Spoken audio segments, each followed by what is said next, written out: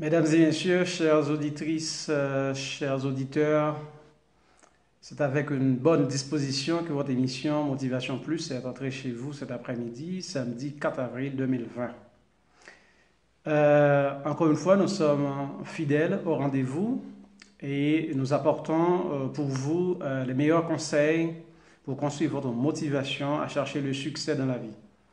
Ce que nous allons voir aujourd'hui, d'abord, laissez-moi remercier tous les fidèles branchés, hein, vous qui êtes toujours avec nous tous les samedis à partir de 3 heures de l'après-midi, hein, dans cette émission Motivation Plus. Merci encore une fois d'être branché, vous commencez à être là. Dimitri, je crois que c'est le premier branché. Merci, Dimitri Jean-Baptiste. Pierre-David Philomène, merci. Et Avril Félison, merci. Sandra, hein, Félisov Sandra, merci d'être là avec nous. Jocelyne, merci. Alors aujourd'hui, ce que nous allons voir, c'est essayer d'avoir la volonté nécessaire ou du courage pour poursuivre vos objectifs. Hein. Ayez la volonté et du courage nécessaire pour poursuivre vos objectifs. Bien entendu, quelle que soit l'activité qu'on entreprend, il y a un ensemble de questions auxquelles on doit apporter des réponses, notamment quoi?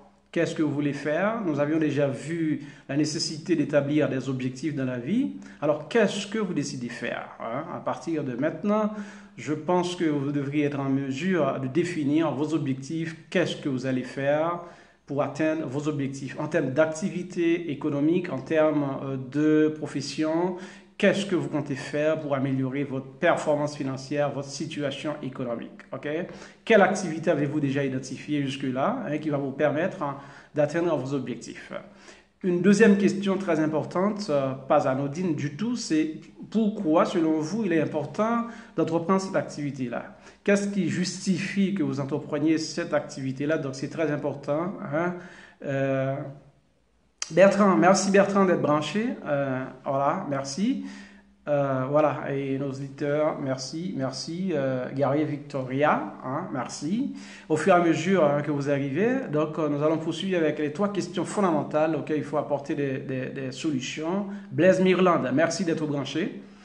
Alright, donc c'est pourquoi vous menez cette activité. Pourquoi selon vous il est important d'entreprendre cette activité-là que vous aurez identifiée. Donc c'est très important, il faut venir avec le pourquoi. Et la troisième question sur laquelle nous allons mettre beaucoup plus d'accent aujourd'hui, c'est comment entreprendre cette activité-là.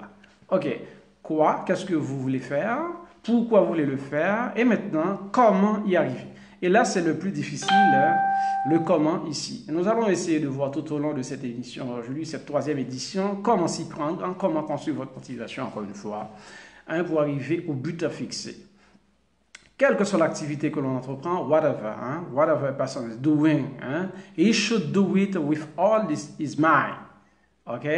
Et nécessairement, dès qu'on poursuit les objectifs, on se met à fond dans la poursuite de l'objectif, croyez-moi, certainement, tôt ou tard, somehow, the door will be open. OK? Donc, les portes vous seront ouvertes de toute façon. Ça peut prendre un peu de temps, mais rassurez-vous, dès que vous poursuivez vos objectifs, les portes ne vous seront pas restées toujours fermées. À coup sûr, vous allez trouver la porte ouverte hein, pour avancer. Merci Milan, Blaise. Merci Donny. C'est Donny. OK. Merci d'être branché. Donc, c'est très important, quelle que soit l'activité. Alors, comme vous l'avez déjà vu, nous ne voulons pas mettre l'accent sur une activité en tant que telle, mais étant donné que nous sommes économistes, managers et gestionnaires, nous avons tendance à prendre des exemples managériaux, mais je vous l'avais dit tout au début, c'est quelle que soit l'activité, il n'y a pas qu'à l'entrepreneuriat qui puisse permettre à quelqu'un d'améliorer sa performance économique. Il y a beaucoup d'activités qu'on peut entreprendre. C'est pour ça, quelle que soit l'activité, il faut se mettre à fond dans la poursuite des objectifs. Jude-Marie, docteur Jude-Marie Saint-Martin, docteur, collègue, ça va bien, merci d'être branché, merci de ton support. Jude Joseph, merci cher ami d'être avec nous. Merci, merci d'être branché, merci. Donc, comme je le disais tantôt, effectivement, il faut se mettre à fond, il faut être passionné, et parfois c'est la passion qui nous manque, au-delà de nos compétences, au-delà de nos connaissances. Sans la passion, on ne pourra pas atteindre les objectifs fixés. Si nous considérons par exemple Steve Jobs, hein, qui est le fondateur et CEO de Apple, eh bien, Steve Jobs avait toujours nourri l'idée d'apporter la technologie que quelque chose d'invisible, de rendre cette technologie-là visible en créant des biens, hein, et des services qui puissent capter le consommateur. Donc, on va voir, Steve Jobs, hein, qui a construit cette dynastie, hein, Apple, n'a pas, dans un premier temps, misé sur les quantités de ventes pour être milliardaire, des quantités de ventes pour faire de Apple ce qu'il est aujourd'hui, mais plutôt il a consacré ses efforts sur quelque chose d'excellence, et c'est ainsi qu'il a pu transformer les technologies en des biens qui deviennent des consommateurs. Alright? So he made the technology invisible, hein, que monde est considéré comme quelque chose anodin, mais maintenant qui est devenu dans notre vie indispensable. Marie-Lise Jean-Pierre, merci d'être branché. Tamara Aklock, merci d'être avec nous, et c'est très important. Donc, ce que Steve Jobs cherche là, c'est la satisfaction du client, du consommateur.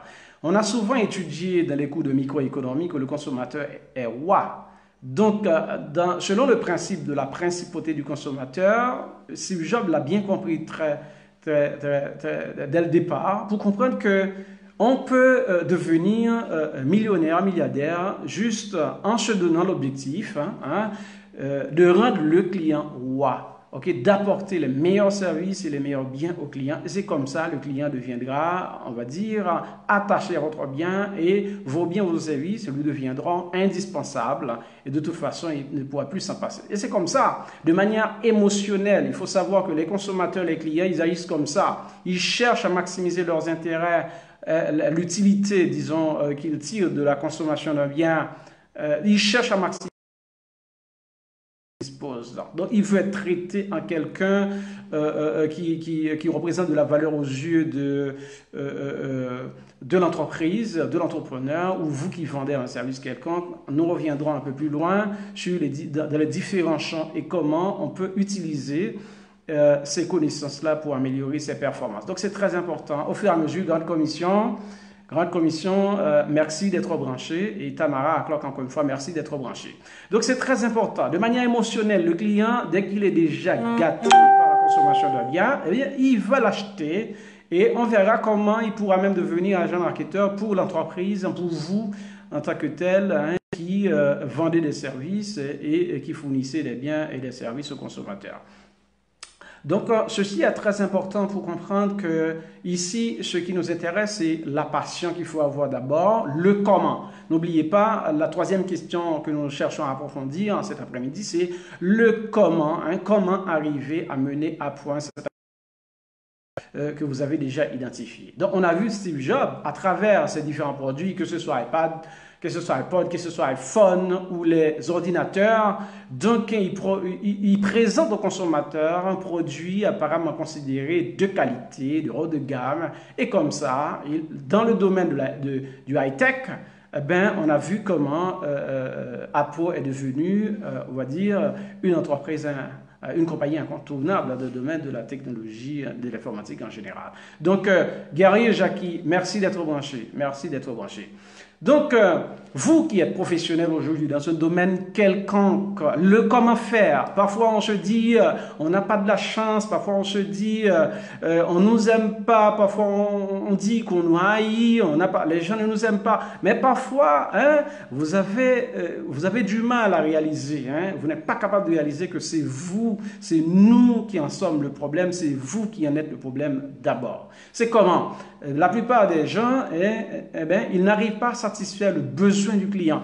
Et aujourd'hui, quand je parle de client, je ne suis pas seulement dans le domaine de l'entrepreneuriat, hein, quel que soit le domaine. Hein, je vais reprendre dans quelques champs, hein, quelques domaines. Hein.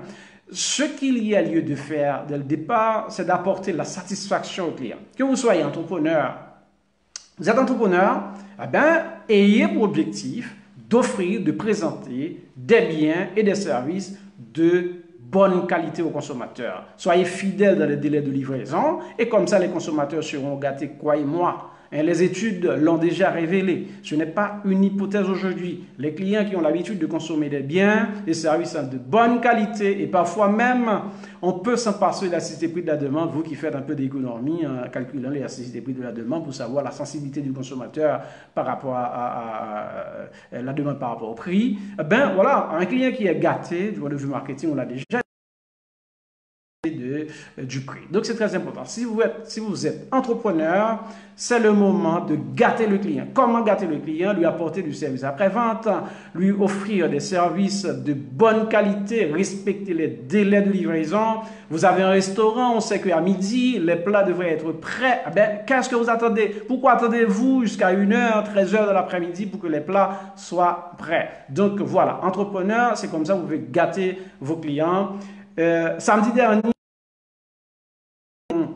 la possibilité d'innover dans cette circonstance entraînée par le Covid-19. Par exemple, quelqu'un qui n'avait pas de service de livraison à domicile, c'est le moment plus que jamais qu'on introduit, pour qu'on puisse introduire ce service-là. Emmanuel Louis-Jeune, merci d'être branché. Jacqueline Berglus, merci d'être avec nous, d'être branché.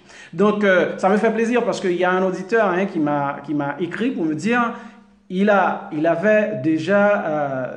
tout de suite après mon émission, il a pensé déjà à son service de livraison et il va mettre en place tout un mécanisme, un dispositif pour livrer les biens et les services aux consommateurs. Donc, c'est déjà capté le message que j'ai envoyé. Profitez de l'opportunité où les gens sortent de moins en moins et maintenant de leur apporter les services chez eux.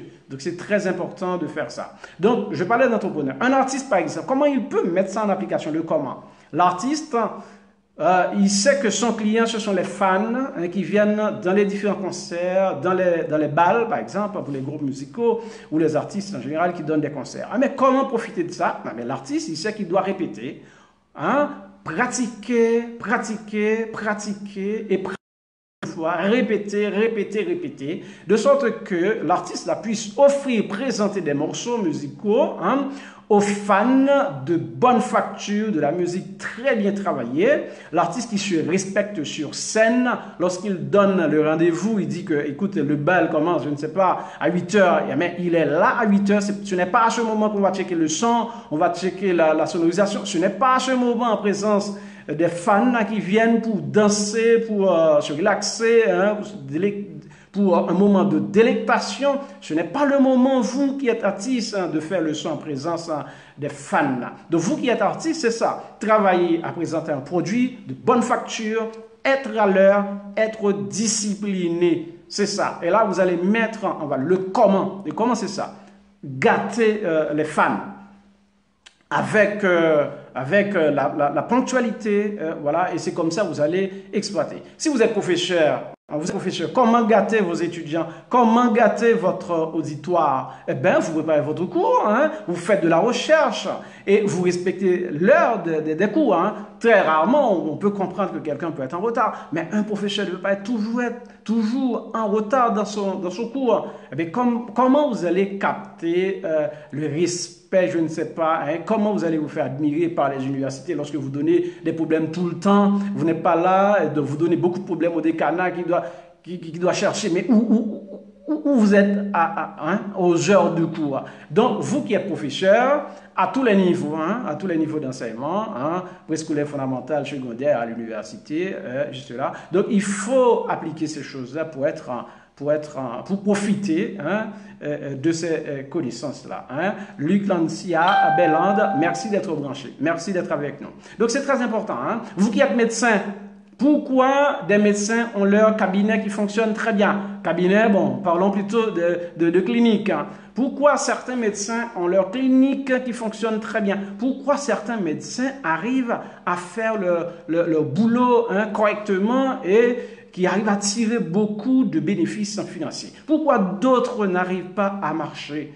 C'est toujours le même problème du comment faire. C'est toujours le même problème, Les gens ne savent pas comment faire. Du non-respect des normes, du non-respect des rendez-vous. Un médecin, il doit être fidèle, il ne doit pas mentir à ses clients, il doit respecter ses rendez-vous. Lorsque vous donnez un rendez-vous à vos clients, soyez prêts. Hein? J'ai mon dentiste, par exemple, je ne vais pas citer son nom, mais je pourrais citer son nom. Hein? Lorsqu'il me donne rendez-vous, il veut être rassuré qu'il va être là. Jamais, depuis que je fais mon expérience avec lui, jamais être en retard, il est toujours là. Quand il me donne un rendez-vous, il est toujours là. Donc c'est comme ça, il faut gâter les gens. Et comme ça, pensez-vous, quand il me donne un bon service comme ça, il ne me fait pas perdre mon temps, pensez-vous que je ne vais pas... pensez-vous que je vais prodiguer des conseils, je vais lui donner en référence à quelqu'un d'autre qui cherche un bon dentiste? Mais c'est comme ça. Vous qui êtes médecin, mon médecin traitant aussi, il est comme ça. Hein?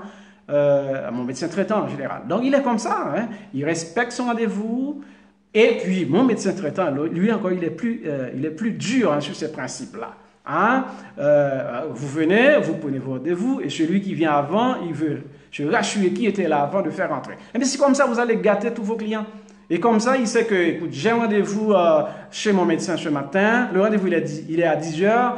Je n'ai pas à me faire des soucis que je vais perdre du temps là-bas. Il me dit à 10 heures, j'arrive, il me reçoit et après la consultation, je peux me disposer du reste du temps de la journée pour m'occuper, pour vaquer à d'autres activités. C'est comme ça, vous gâtez les gens. Okay? Vous qui êtes médecin, vous pouvez exploiter ça comme ça. Vous qui êtes tailleur, hein, vous êtes tailleur, n'est-ce pas? Ben oui, qu'est-ce que vous faites? Le comment faire? Ce n'est pas le savoir, vraiment. Je viens de parler du médecin, du poste des connaissances. Ce n'est pas tant le savoir, mais le comment faire. Comment gâter les clients, là, vous qui êtes tailleur. Hein? Il y a des gens, j'ai l'habitude d'entendre, par exemple, cette blague-là, mais qui est une histoire vraie. Quelqu'un qui a donné à un tailleur de confectionner, on va dire, ce costume pour son mariage. Et après, vous savez, hein, même après le mariage, il a vu où est passé le tailleur. Mais ce n'est pas comme ça. Vous allez être misérable en disant que, écoute, vous faites ça, personne ne vous demande du service parce que, voilà, on vous a haï, parce que vous n'êtes pas chanceux. Ce n'est pas ça, c'est vous qui êtes le problème, mon ami. Vous qui êtes ingénieur. OK? Mais ne cherchez pas à être millionnaire à partir d'un seul chantier. Hein? Vous qui êtes ingénieur, vous respectez les normes de construction, c'est vrai. Vous faites vos marges, vous respectez les visites de supervision sur votre chantier. Vous travaillez à donner, je ne sais pas, hein, les coups de crayon les plus beaux. Mais pourquoi ne pas avoir des clients? Dites-moi, pourquoi ne pas avoir des clients? J'ai toujours pris cette histoire, hein, parce que j'ai été à un certain moment proche des ingénieurs qui construisent. Mais au moment du tremblement de terre, je sais qu'un ingénieur qui a construit tant de maisons, savez-vous, aucune de ces maisons n'a été fissurée. Savez-vous ça? Donc, pourquoi? Est-ce que c'est de la magie? Est-ce que par rapport aux autres bâtiments qui se sont tous effondrés au passage du tremblement de terre? Non, il y a mis son cœur, il a travaillé, il a respecté les normes et il ne cherche pas à duper, à couillonner son client. Et comme ça, cet ingénieur-là, il n'a jamais eu de temps pour recevoir autant de clients parce qu'on le cherche en tout le temps. Voilà, il n'a jamais été mis au chômage. Donc c'est très important de savoir ça. Vous qui êtes architecte, contremaître maçon, pourquoi des contremaîtres maçons aujourd'hui restent en chômage? Eh bien parce qu'ils ne respectent pas les règles, ils ne respectent pas leurs clients. Maestro Eudes Saint-Ville, le grand maestro, bassiste, jazzman et tout, hein, grand musicien. Merci d'être branché. Louis-Joseph Olivier, merci d'être avec nous, merci d'être branché. Will Lamont, mon collègue au CTPEA, merci cher ami d'être branché, merci de ton support. Will Lamont. Donc c'est très important. Hein? Donc quand vous desservez vos clients de manière, on va dire, normale, en respectant les règles de l'art, ce que vous allez voir, c'est que ces clients-là vont se transformer en agents marketeurs pour vous. Ils vont parler de vos services, de votre manière d'agir, votre manière de fonctionner aux autres. Contremaître maçon, si vous êtes aujourd'hui au chômage, pendant que d'autres contremaîtres sont en train de travailler, je connais des contremaîtres qui n'ont pas le temps tellement ils ont de chantier. Mais pourquoi vous n'en avez pas? Qu'est-ce qui arrive? Parce qu'on vous haït, parce que Dieu ne vous aime pas, parce que les lois ne vous aiment pas. Ce n'est pas là la question. La question peut être vous-même. La question peut être en vous. Il faut savoir comment gérer votre client. Contremaître, boss maçon, boss céramique.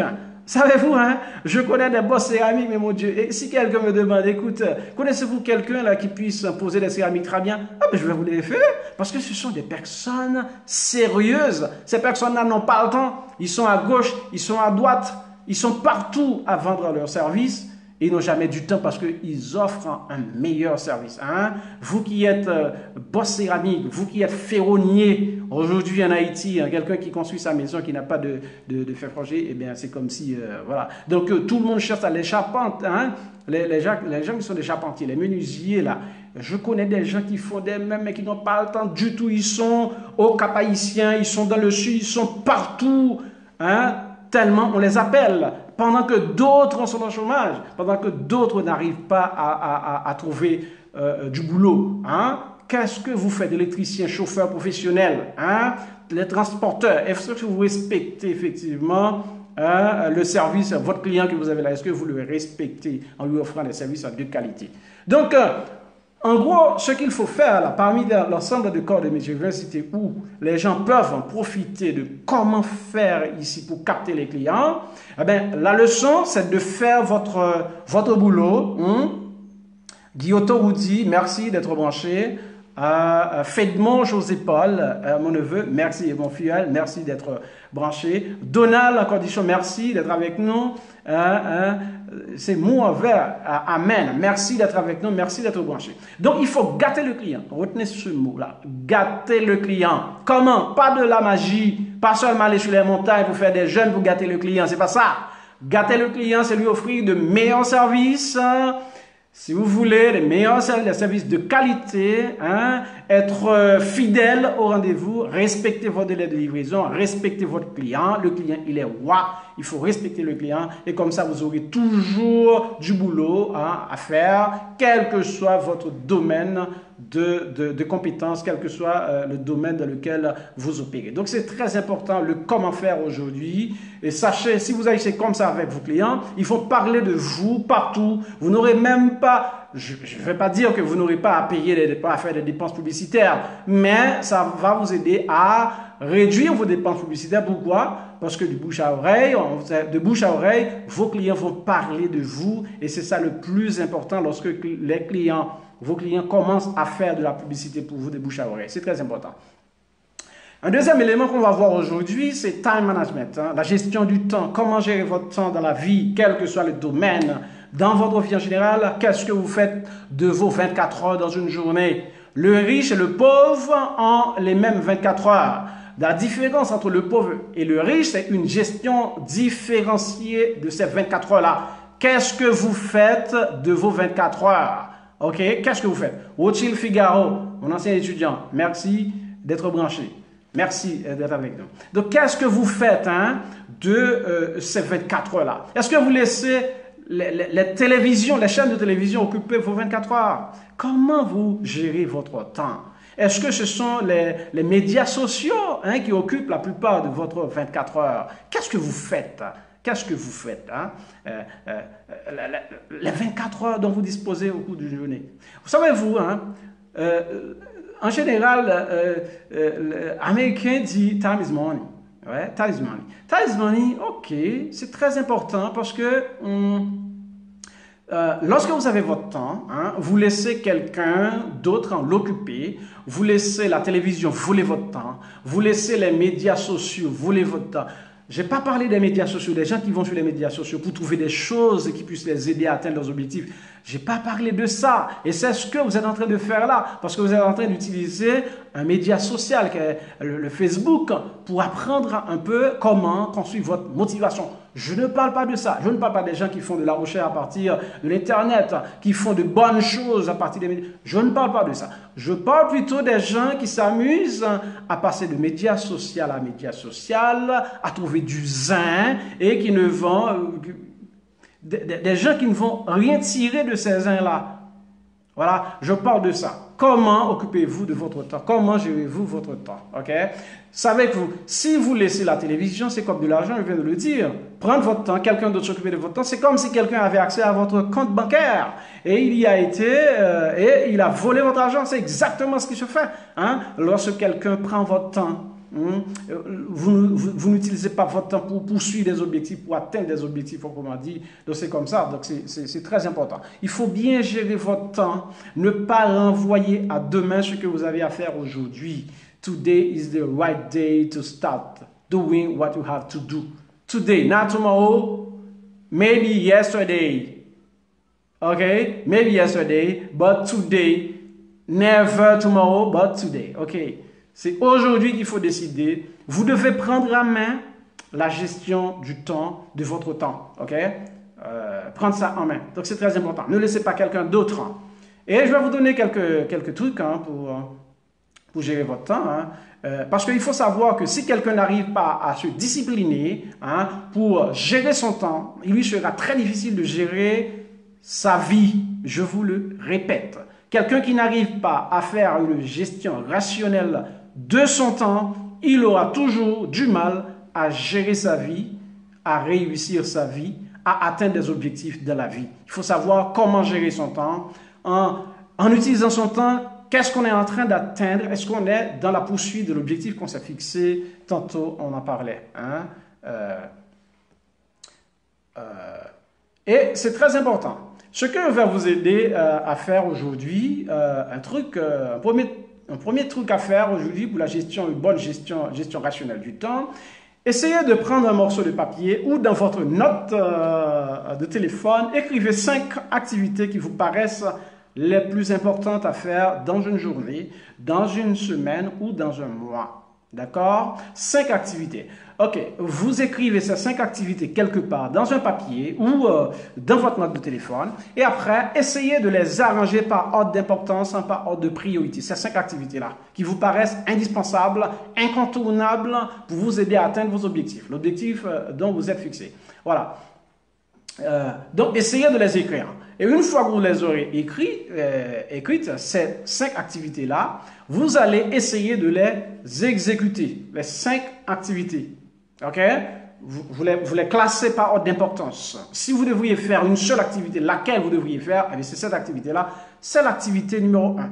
Et le lendemain, qu'est-ce que vous allez faire? Je vous conseille de lire ce papier-là toutes les 15 minutes. Si vous n'avez pas les capacités à mémoriser les 5 activités-là par cœur, je connais des gens qui ont des capacités énormes, néanmoins, écrivez-les quand même. Vous savez pourquoi vous devez les écrire? Parce que quelqu'un d'autre va vous distraire. Parce que d'autres activités peuvent vous distraire. Et c'est pour ça, il faut les écrire et les garder à l'esprit.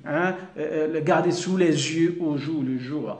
Donc, le lendemain, vous allez essayer d'exécuter la première activité. Une fois que vous aurez terminé l'exécution, merci ma fille du Téléina Paul, merci d'être branché. Ça me fait plaisir.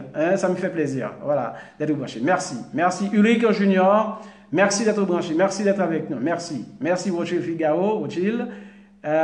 Oui, j'ai toujours admiré votre façon d'appréhender les sujets. Merci Figaro, avec une aisance et nous amener à les comprendre facilement. Merci de partager avec nous vos connaissances. Merci Figaro, merci de ces témoignages. Donc c'est très important, vous les écrivez et ensuite le lendemain, vous essayez de les exécuter un par un. Je salue ma femme, Marie-Astrid Paul Louisin.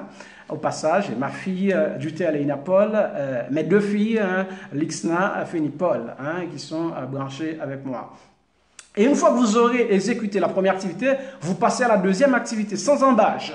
Je vous mets en garde, ne vous préoccupez pas trop de combien d'activités vous aurez réalisées dans la journée. La seule chose qui doit préoccuper votre esprit, est-ce que vous y avez donné du temps nécessaire? Le meilleur de vous-même. Est-ce que vous n'avez pas gaspillé votre temps? Ne vous préoccupez pas trop de combien de temps vous passez à exécuter une activité. Ce n'est pas ça qui est le plus important.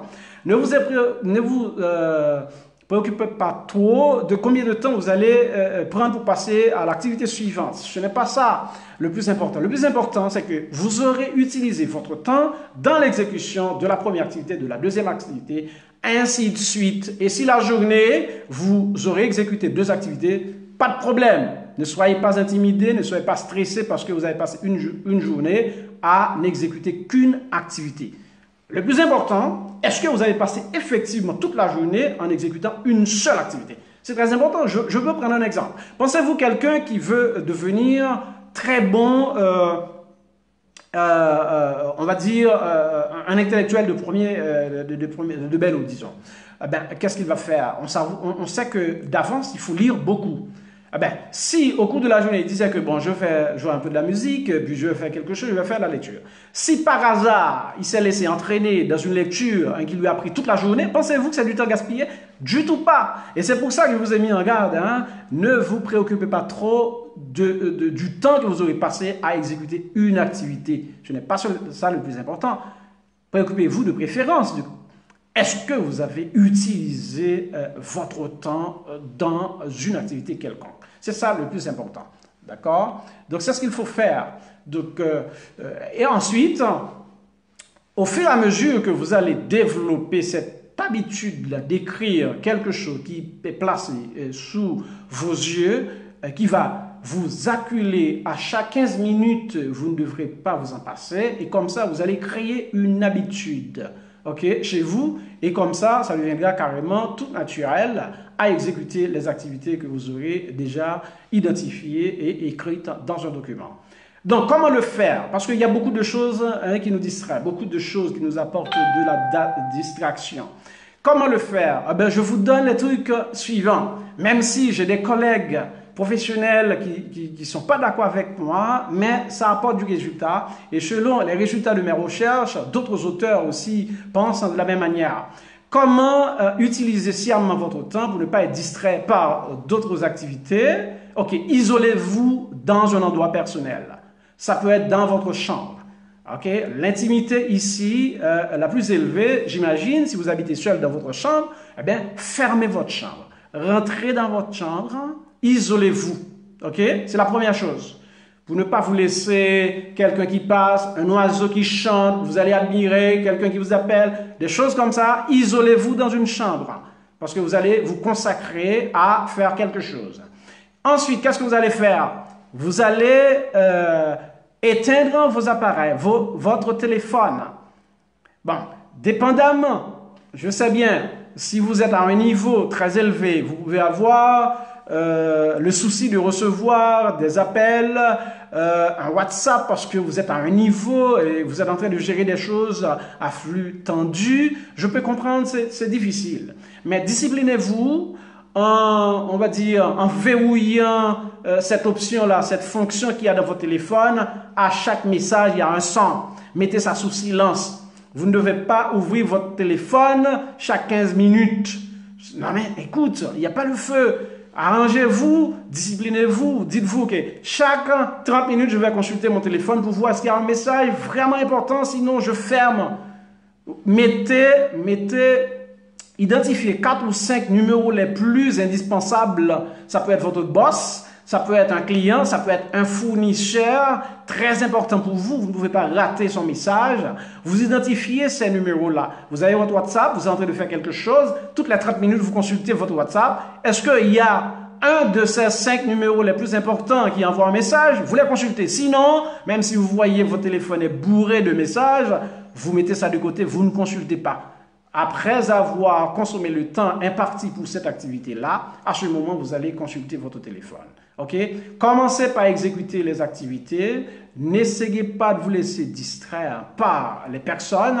Enfermez-vous. Hein? Rentrez dans une chambre. Fermez votre téléphone. Pas de télé. S'il y a télé dans votre chambre, vous fermez ça et vous ne serez pas distrait. C'est la meilleure stratégie pour gérer votre temps. D'abord, écrivez, c'est le planning, c'est la planification. Vous écrivez les activités et ensuite, vous vous isolez autant possible à exécuter ces activités-là. C'est très important. Une autre chose, un autre truc, c'est d'essayer de mettre les activités les plus importantes, il faut les exécuter avant. Voilà, les activités les plus importantes, vous les exécutez avant. Ok? You're gonna put the big works. You're going to put the big work before the small one. Big work. Ok? Prends gros bagage qui est plus important, on mettait avant et après les choses y a fini après. Ok? D'accord.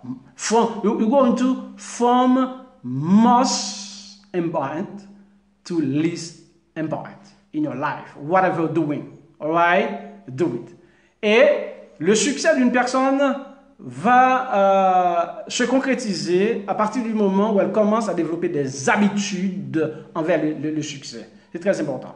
Donc, sachez que les personnes à succès aiment faire les choses que les personnes sans succès n'aiment pas faire. Donc, c'est très important. Si vous faites quelque chose qui doit vous conduire au succès, il ne faut pas vous attendre que tout le monde va avoir de l'appétit pour le faire. Merci Jean-Camille Félixon. Merci d'être branché. Donc, vous êtes un champion. Dites-vous, vous êtes un champion. Dites-vous, vous êtes quelqu'un à succès. Parce que le succès, c'est pas lorsque vous l'aurez atteint. Le succès, c'est ce qui est dans votre vision, c'est ce qui est dans votre but, c'est ce que vous avez planifié aujourd'hui. Ça va prendre un petit temps pour être concrétisé, mais vous êtes déjà quelqu'un à succès lorsque vous allez vous discipliner pour emprunter la voie, l'autoroute du succès. C'est dès maintenant, vous vous considérez comme quelqu'un à succès, et quelqu'un à succès ne doit pas s'amuser à faire les choses que les autres personnes, en général, les autres personnes qui ne sont pas des personnes à succès, aiment faire. Donc c'est le contraire. Ok, c'est le contraire. On va considérer par exemple Wooden qui était l'entraîneur de UCLA, qui est le club que vous connaissez si vous êtes aux États-Unis, club de basketball. En 1948, on lui a offert, bon après, je passe de sa présentation, de ce qu'il a été faire déjà à Purdue par exemple, disons Purdue. En 1948, lorsqu'il est nommé comme coach du club basketball UCLA, ben, qu'est-ce qu'il a fait? Ok, UCLA n'a fait pas les moyens d'entraînement, ok, il n'y avait pas vraiment le terrain adéquat, il n'y avait pas ce que les Américains appellent facilities, to support his effort. Il n'a fait pas ça. Donc les conditions n'étaient pas au rendez-vous, ok, mais qu'est-ce qu'il a fait? Ben, il a accepté le job et il commence par travailler. Ok? Qu'est-ce qu'il fait avant de pratiquer? Lui-même, le coach a aidé le manager à nettoyer, à passer de la mop, à nettoyer le parquet pour que l'équipe puisse entraîner. D'abord, dans un endroit qui n'était pas réservé uniquement au club, mais qui était partagé avec quelqu'un de gymnase et tout ça. Eh bien, il a dû nettoyer ça lui-même, le coach a nettoyé ça. Savez-vous, il a fait ça pendant beaucoup de temps et le club devrait entraîner dans cet espace où les gens fréquentent beaucoup et qui dégagent des odeurs. Vous savez que lorsque les gens là entraînent, eh bien, ça dégage beaucoup de CO2. Vous comprenez bien ce que je veux dire. Il a fait ça pendant 16 ans. Dans les mêmes conditions, le club ne pouvait pas mettre en place tout ce qu'il fallait pour s'entraîner. Eh bien, qu'est-ce qui arrive? Après 16 ans, 17 ans, 1964, qu'est-ce qu'il arrive? Le club a été champion national. Vous savez, il n'a pas considéré les conditions difficiles comme étant des obstacles à ne pas surmonter. Au contraire, il s'est mis au travail, lui-même en tant que coach, à nettoyer le parquet. Il a tout fait. Et maintenant, 1964, UCLA était champion. 1965, champion. Et UCLA a entraîné, a engendré un ensemble de victoires jusqu'à 7 victoires affilées. Vous savez, cette histoire nous apporte des leçons aujourd'hui. Leçon, c'est quoi? N'essayez pas d'attendre que les conditions changent pour que vous puissiez décider de faire les bonnes choses. Au contraire, travaillez à changer les conditions. Travaillez à changer les conditions. Travaillez. Lorsque vous aurez travaillé, les conditions vont changer. Donc, vous imaginez le club qui n'avait pas de terrain pour s'entraîner, et maintenant qui est champion, qu'est-ce qui va se passer? Et maintenant, les conditions vont se réunir. Et c'est ça qui va entraîner tous les exploits enregistrés par la suite. Donc, c'est très important de Wooden que philosophie, il doit attirer attention nous-mêmes aujourd'hui, pas attendre que les conditions changent. Les conditions du pays, n'attendez pas que les conditions du pays changent pour trouver quelque chose à faire. Il y a des gens qui attendent ça. Non, essayez de travailler, essayez de trouver quelque chose que vous pouvez faire. N'attendez pas que l'État change les choses. L'État, vous attendez que l'État change des choses pour changer votre vie. Non, n'attendez pas ça. Au contraire, il faut travailler vous-même à trouver les solutions. Ok? Donc, troisième élément qu'il faut avoir, c'est du courage. Il faut avoir du courage. Courage is essential to see beyond the things that we are afraid of. I say. Okay? Le courage, c'est l'élément essentiel pour nous permettre de voir plus loin des choses qui nous stressent aujourd'hui, des choses qui nous paraissent comme des obstacles aujourd'hui. Donc, c'est le courage qu'il faut pour affronter ces choses-là. Je vais prendre un exemple. Peut-être vous êtes théologien, vous êtes chrétien, peut-être, et même si vous n'êtes pas chrétien, un intellectuel est supposé lire la Bible. Vous savez ça. Est supposé lire la Bible. Donc, David, par exemple, lorsqu'il devait affronter Goliath, donc il y a deux manières, qu'on pourrait considérer, deux manières qu'on peut voir ça. Affronter Goliath, donc David pourrait dire, bon, Goliath il est trop géant, ça c'est peine perdue, je ne peux pas l'affronter. Et comme ça, il resterait comme un gamin, un jeune garçon, un inconnu qui ne devrait pas être roi d'Israël parce qu'il ne pouvait pas combattre Goliath. Mais en revanche, Goliath a dit, mais plutôt, pas Goliath, mais David a dit, mais plutôt Goliath, il est trop géant pour ne pas l'atteindre à partir du bon festival. Donc c'est comme ça il faut voir les choses. Les choses qui vous paraissent plutôt comme des embûches, des choses qui vous paraissent comme étant insurmontables, il faut trouver la meilleure manière de trouver du bon, de la bonne chose, de l'opportunité dans ce problème-là. Et c'est comme ça, on connaît bien l'histoire. David a battu, a défait Goliath, et on a crié vive David. Et comme ça, si vous considérez l'histoire de David du point de vue politique pur, c'est comme ça. On ne va pas élire quelqu'un, on ne va pas mettre quelqu'un à la tête d'un pays, d'une puissance sans avoir prouvé quelque chose. Et comme ça, il a prouvé qu'il était capable, sachant que l'Israël est un peuple guerrier, et comme ça, il a mérité le poste de roi d'Israël. C'est comme ça qu'il faut voir. Donc, il faut apprendre à changer les situations, à mettre toutes les situations, quelles qu'elles soient, à votre portée pour tirer les opportunités dedans. Donc, c'est ça qu'il faut faire. Okay? Vous pouvez changer les situations, changer les contextes, le contenu. Okay, ça peut être difficile de changer les contenus, mais vous pouvez toujours essayer de changer les situations et les mettre à votre portée. Merci Fédé, Ulrich. Je ne dois pas vous oublier. Merci d'être branché avec nous. Merci. Un très grand merci.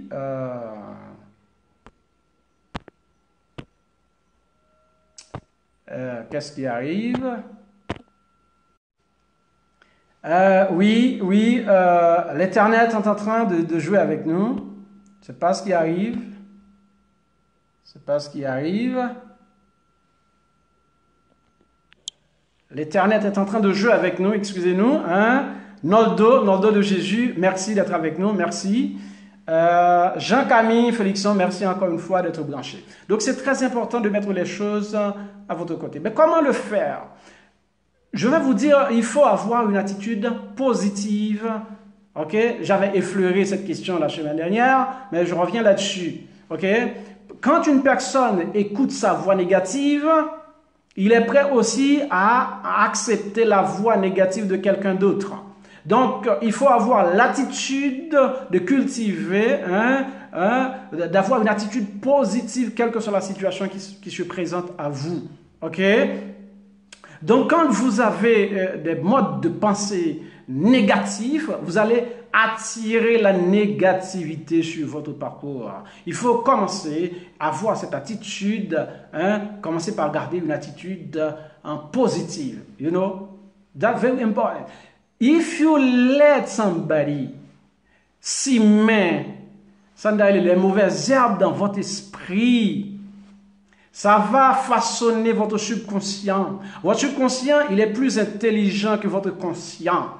Donc, sans vous rendre compte, cette personne, à partir des mauvaises pensées, mauvaises idées, des idées négatives, va semer chez vous cette mauvaise plante et malgré l'effort que vous aurez fait dans votre vie, eh bien, vous aurez du mal, disons mieux, à atteindre l'objectif fixé, à avoir du succès. Donc, commencez par éliminer dans votre manière de penser les choses négatives.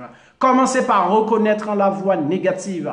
Commencez par chaque élément que vous voyez, chaque situation, chaque pensée, chaque phrase, chaque geste que quelqu'un aura fait envers ou contre vous.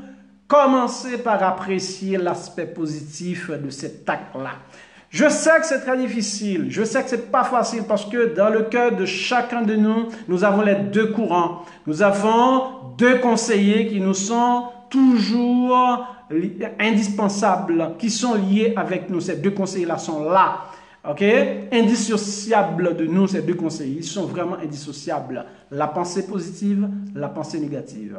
Okay? L'attitude positive, qu'on va pouvoir toujours avoir du bon résultat, qu'on va pouvoir toujours réussir dans la vie. Et puis, la route de l'échec, on pense que tout ce qu'on va faire, c'est l'échec. Il n'y a aucun moyen parce que je ne suis pas suffisamment intelligent, parce que je ne suis pas suffisamment talentueux. Quelqu'un se dit qu'il n'est pas suffisamment talentueux pour mériter ça, eh bien, il aura du mal à atteindre l'objectif fixé. Donc, commencez par avoir l'attitude positive. Courez, effacez dans votre vocabulaire autant que possible la pensée, les mots négatifs. Commencez par réfléchir à trouver les choses positives. Donc, c'est très important parce que c'est ça qui va vous bloquer les éléments négatifs. Les éléments négatifs, la pensée négative bloque notre énergie. Il faut commencer par libérer votre mental, votre subconscient, à l'entraîner aux choses positives, à éliminer l'attitude négative. Quand nous parlons d'attitude, l'attitude fait partie de la culture. C'est un élément du construit de la culture. Commencez par changer cette attitude-là. Okay? À penser positive, que les choses que vous allez rencontrer dans la vie, vous pouvez les transformer.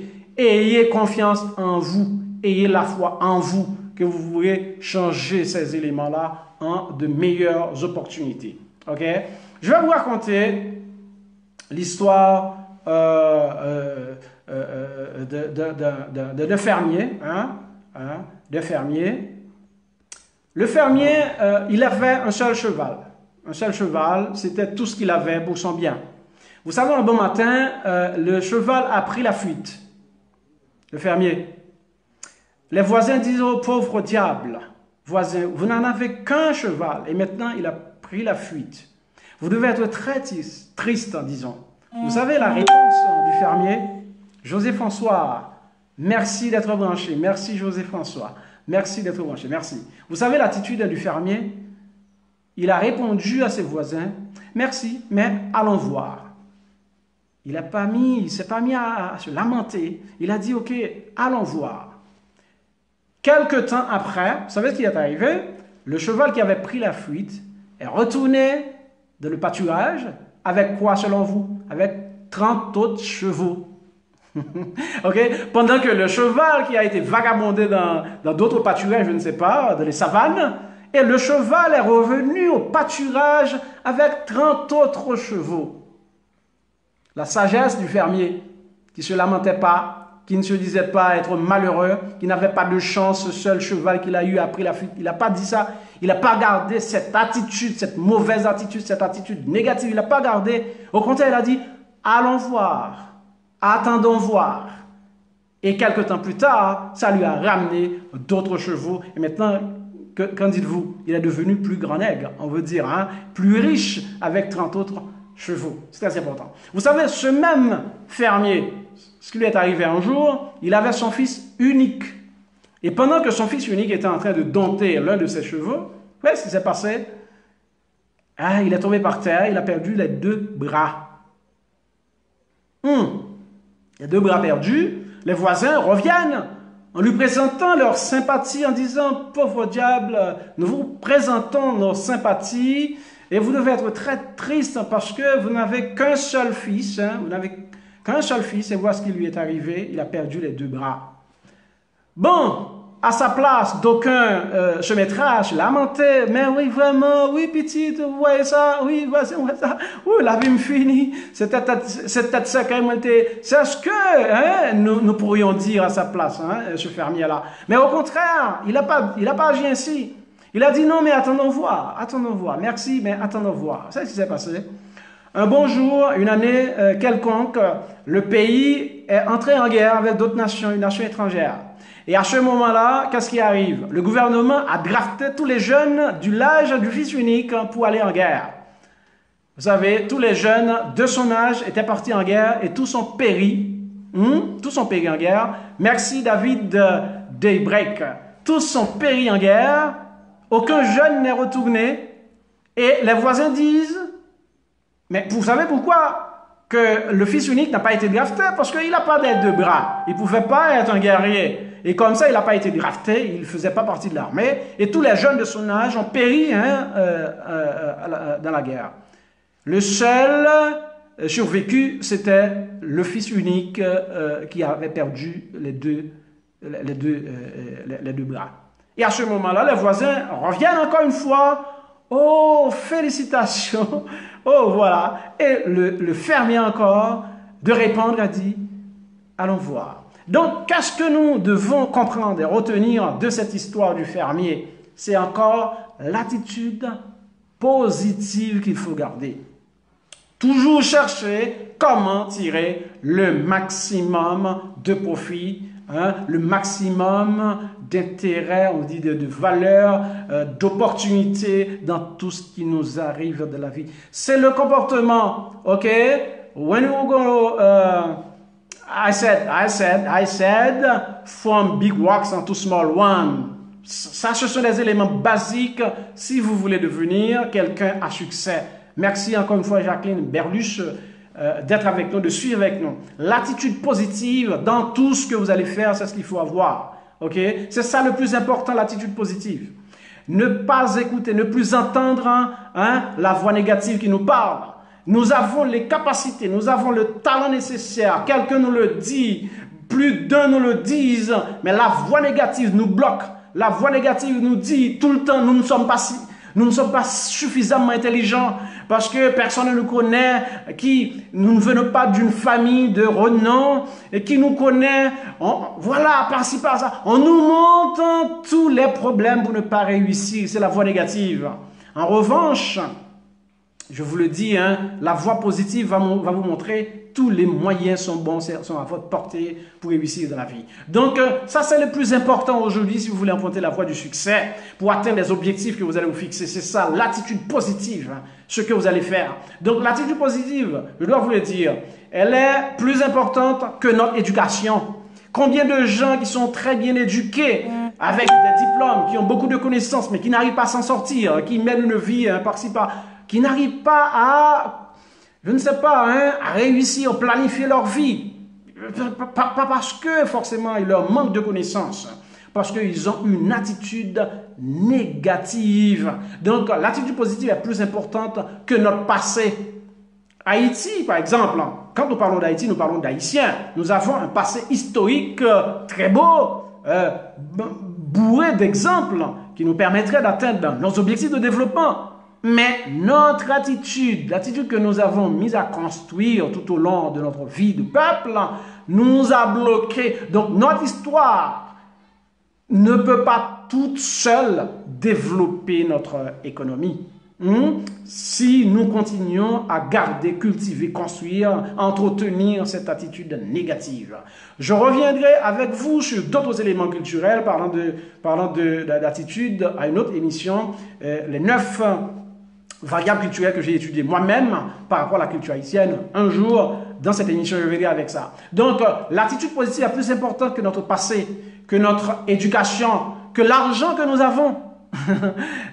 Ne soyez pas surpris que je vous dise que l'attitude positive est plus importante que l'argent que nous avons. Vous savez pourquoi? Vous pouvez être riche aujourd'hui.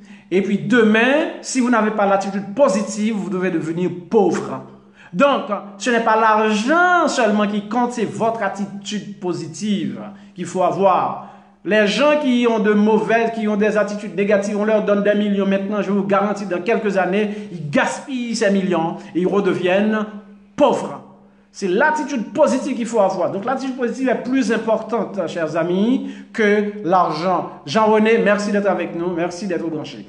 Que notre argent, que les circonstances bienheureuses ou malheureuses, l'attitude positive est plus importante. C'est ça le plus important qu'il faut avoir. Les bonnes circonstances, c'est bon. On peut en tirer des meilleures opportunités du profit, c'est très important. Mais le plus important, c'est l'attitude positive qu'il faut toujours garder en tout temps. Hein? L'attitude positive est plus importante que notre échec. Parce qu'on peut échouer aujourd'hui et demain connaître du succès dans d'autres domaines. C'est quelqu'un qui a aujourd'hui, il se remet au travail avec une bonne attitude, il va redevenir riche. On a souvent dit que ces gens-là, ils ont de la chance.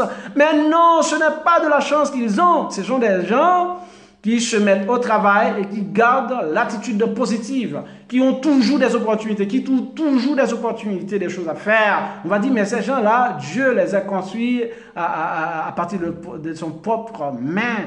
Non, ce n'est pas tant ça. Seulement, c'est l'attitude qu'il faut développer. On peut construire ces choses-là. Donc, l'attitude positive est plus importante que notre succès. Je vous le dis, parce qu'on peut connaître succès aujourd'hui et demain, on connaît un échec. Mais l'attitude positive va nous aider à remonter notre échec. Hein? C'est plus important que ce que les gens pensent. Votre attitude positive est plus importante que ce que disent les gens. Les gens qui parlent mal, qui parlent mal de vous, qui disent des mauvaises choses, qui profanent, qui disent des... Voilà, qui médisent. Voilà. Donc, l'attitude positive est plus importante que tout ça. C'est ce qu'il faut avoir. Hein, c'est l'attitude positive, ce que les gens pensent ou que les gens disent de vous. Ce n'est pas ça qui compte. Ce que les gens disent ou pensent de vous, ce n'est pas ça qui compte. C'est votre attitude. OK? Il faut garder. Ce que les gens font ou que les gens disent, ce n'est pas ça le plus important, c'est votre attitude. L'attitude est plus important encore de dons qu'on gagne. Combien de gens qui reçoivent des dons et qui n'en font rien? Combien de gens qui sont bourrés de talent, qui sont pleins de talent et qui font rien? Pourquoi? Et ils se laissent emporter, conduire par l'attitude négative. Donc, l'attitude positive est plus importante que les dons que vous aurez reçus de la nature ou de Dieu, que vos connaissances. C'est plus important, l'attitude positive. Hein? L'attitude positive, ça peut faire grandir une compagnie. L'attitude négative peut entraîner la faillite, bankruptcy, banqueroute de toute une compagnie, d'entraîner l'échec d'une église, de faire en sorte qu'une église ne puisse pas grandir, de n'importe quelle organisation que vous pouvez considérer, ou une famille. C'est l'attitude positive qu'il faut avoir, l'attitude positive. Ça peut faire grandir une famille, réussir un mariage, tout ce que vous pouvez considérer. Essayez de ne pas vous laisser entraîner par l'attitude négative, mais en revanche, gardez l'attitude positive. C'est ça le plus important pour vous de savoir aujourd'hui. We cannot change our past. Hey, look at, listen. We cannot change our past. OK? Mais, c'est vrai que nous ne pouvons pas changer notre passé. Qu'est-ce que vous pouvez faire de votre passé? Vous ne pouvez pas changer votre passé. But, we can change our future. We cannot change the way people think in a certain way. We can't change them. Okay? Ce que nous pouvons changer, c'est travailler sur notre attitude. Les gens font tout faire pour nous entraîner à l'échec, pour nous conduire à l'échec. Les gens vont tout faire pour nous empêcher d'avancer. Ils peuvent le faire. Les gens peuvent le faire. Qu'est-ce qu'on peut faire pour empêcher que les gens fassent de mauvaises choses? Vous donnent des coups de langue, médisent, des gens parlent mal contre vous. Qu'est-ce que vous pouvez faire? Vous ne pouvez rien faire. OK? Mais ce que vous pouvez faire, vous pouvez travailler sur votre attitude, votre culture, à garder une attitude positive. Pour finir aujourd'hui, nous allons terminer par l'exemple de Warren Woodward, qui est un grand penseur, un grand écrivain aussi de la motivation personnelle et du leadership en général. Woodward, il dit que 10%, notre vie est seulement façonnée par 10% de ce qui arrive dans la vie. OK? Notre vie dépend seulement de 10% de ce qui se passe dans la vie. Et de 90% de la manière dont nous réagissons. Je reprends cette chose. Notre vie que vous voyez là dépend de 10% seulement de ce que les gens disent de nous, de ce que les gens font de nous. et de 90% de la manière dont nous réagissons par rapport à ce que disent les gens, par rapport aux situations qui se présentent à nous. Il est Bélisère, collègue, merci d'être branché. Notre attitude positive compte pour 90%, autrement dit. Notre attitude positive, notre manière d'agir, notre manière de fonctionner, voilà, notre responsabilité, notre courage, notre volonté à poursuivre les objectifs, 90%, ça dépend de nous. Donc je vous laisse, chers amis, aujourd'hui, par ces choses que nous aurons à une autre occasion développer pour vous davantage. 3 éléments. Never whine. Ne pleurnichez plus. Ne vous lamentez plus. Ne pleurez plus sans raison quand les mauvais moments arrivent, quand les mauvaises circonstances, arrivent. Ne pleurez plus. C'est armez-vous du courage pour les affronter. On aura le temps de revenir là-dessus. Ne vous plaignez plus. Never complain. Do not complain. Don't complain anymore. Okay? Never make excuses. Ne cherchez plus à vous justifier, à justifier votre échec, votre état lamentable financier, votre situation financière qui n'est pas au point. Vous n'êtes pas satisfait de votre situation financière aujourd'hui. N'essayez pas de trouver des excuses. Prenez la situation comme elle est aujourd'hui. Vous êtes à ce stade, c'est du passé. À partir d'aujourd'hui, qu'est-ce que vous allez faire pour améliorer votre situation? Ne mettez pas la charge sur un cousin, sur papa, sur une tante, sur cousine, sur l'État. Brigade Vision, merci d'être avec nous. Cherchez à prendre votre responsabilité. Do not try to justify yourself. Ok? Cherchez l'attitude positive. Never make excuses.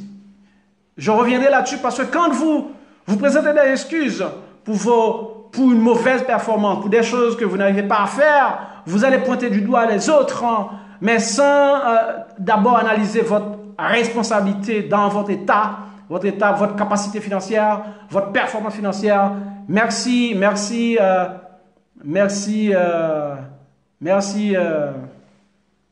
chers amis. Kenson, Vena, merci d'être branchés. Et merci tous les amis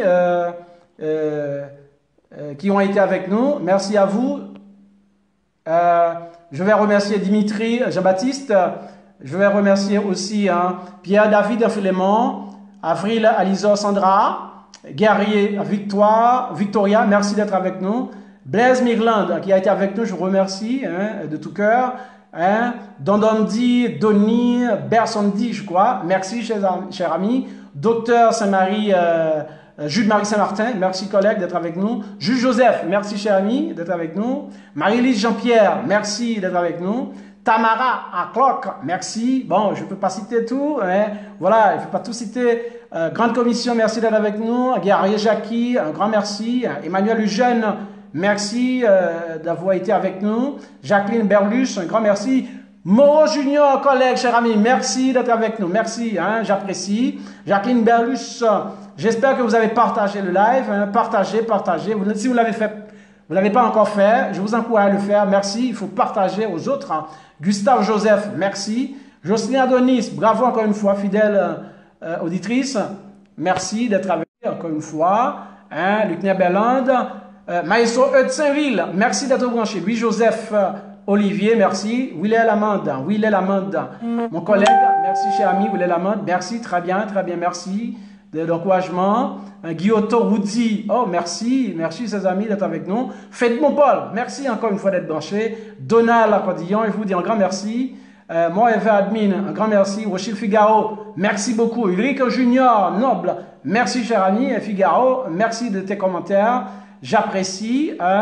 Jean-Camille Félixon, un grand merci. Ulrich Junior, noble, merci. Fédé Euseni, merci. Un Noldo de Jésus, Onéus, merci. Jean-Camille Félixon, merci. José François, cher ami, avec un E, merci. David Daybreak, merci. Jacqueline Berlus, ok, merci encore une fois, merci. Il est abélisé, un collègue, merci. Rigaud, c'est pas Rigaud, mais plutôt Brigade Vision, un grand merci. Johnny Neus, Ah ouais, je savais que tu n'allais pas rater. Un grand merci. Thanks for watching. Thanks for watching. Kenson Raymond, encore une fois, merci. Ça me fait un grand plaisir. Chers amis, ça a été la 3e édition de Motivation Plus qui était entrée chez vous. J'espère que vous avez trouvé quelque chose important pour votre vie, pour construire votre motivation et poursuivre vos objectifs. Restez branchés tous les samedis à partir de 3 heures ici sur Facebook avec Dr. Elixel Paul pour construire votre motivation, plus encore motivation, à trouver les trucs pour réussir votre vie. Allez, bye. Merci encore une fois. À samedi prochain. Bonne semaine. Mettez en pratique encore une fois. Bonne semaine. All right. À samedi prochain. All right.